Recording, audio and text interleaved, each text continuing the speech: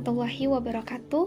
Halo semuanya, di video kali ini kita akan membahas mengenai jaring-jaring kerucut terpancung miring dan bagaimana caranya mengkonstruksikan rumus luas permukaan dan volume kerucut terpancung miring. Apakah di sini teman-teman sudah mengetahui apa itu kerucut? Kerucut adalah salah satu bangun ruang yang mempunyai sebuah alas yang berbentuk lingkaran dengan selimut yang memiliki irisan dari lingkaran. Dan apa itu kerucut terpancung datar?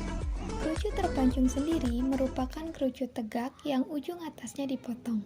Dan jika kita amati, maka bentuknya akan mirip seperti ember terbalik. Lalu, bagaimana dengan kerucut terpancung miring? Kerucut terpancung yang dibagi menjadi dua bagian terdiri dari kerucut terpancung miring bagian atas dan kerucut terpancung miring bagian bawah. Kerucut terpancung miring itu berbeda dengan kerucut biasa. Kerucut terpancung miring adalah kerucut yang sumbunya tidak tegak lurus dengan alas. Kerucut terpancung miring memiliki ketinggian yang tegak lurus dengan alasnya. Lalu, terdiri dari bangun apa saja jaring-jaring kerucut terpancung miring itu? Untuk mengetahui jaring-jaringnya, kita harus membuka terlebih dahulu bangun kerucut terpancung miringnya.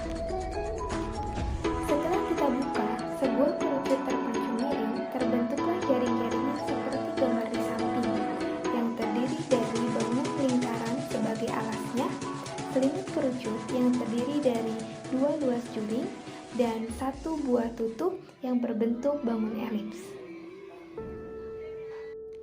Setelah kita mengetahui jaring-jaring kerucut terpancung miring, maka dapat kita simpulkan untuk mencari luas permukaan kerucut terpancung miring, yaitu luas A ditambah luas B ditambah luas C.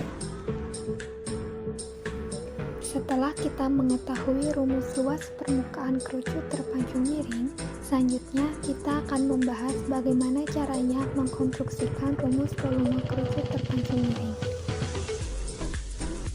Untuk mengetahui rumus volume kerucut terpancung miring, kita dapat merealisasikannya dari rumus volume limas terpancung miring. Pertama, kita akan membahas terlebih dahulu secara umum terkait dengan volume limas terpancung miring. Pertama, volume limas terpancung bagian bawah. Rumusnya yaitu 1/3 T dikalikan dengan S1 kali S2 per 2 ditambah S1 kuadrat. Kedua, ada volume limas terpancung bagian atas. Rumusnya yaitu 1/3 T dikali dengan S2 kuadrat ditambah S1 dikali S2.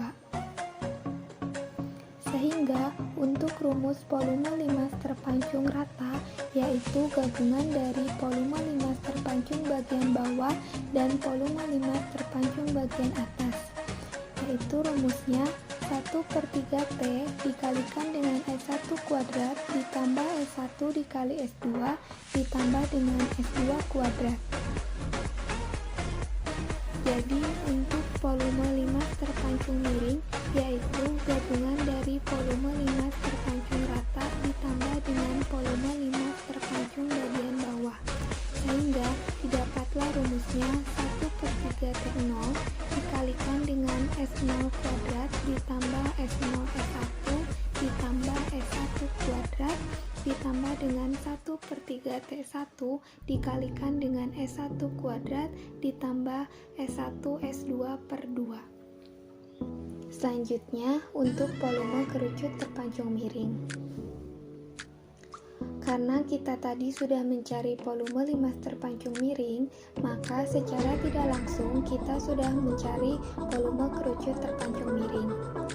Karena alas limas berbentuk persegi dan alas kerucut berbentuk lingkaran, maka setiap rumus S kuadrat atau rumus alas limas digantikan dengan rumus luas lingkaran, yaitu VR kuadrat. Volume limas bagian bawah itu sama seperti volume kerucut bagian bawah. Tadi kita sudah mengetahui bahwa volume limas bagian bawah itu mempunyai rumus 1/3 T dikalikan dengan